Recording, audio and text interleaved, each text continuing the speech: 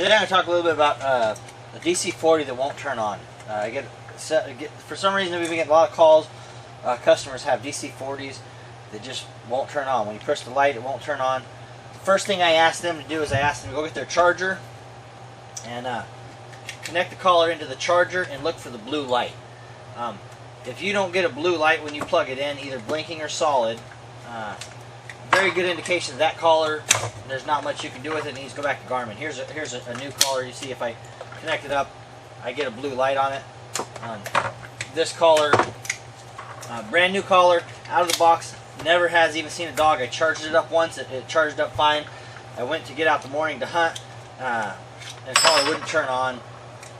This problem, I've taken collars apart. You can take the batteries, just connect the batteries. I haven't found anything that fixes this problem except sending it to Garmin, and they will replace it. So again, no red light, no blue light. Unfortunately, there's nothing we can do here.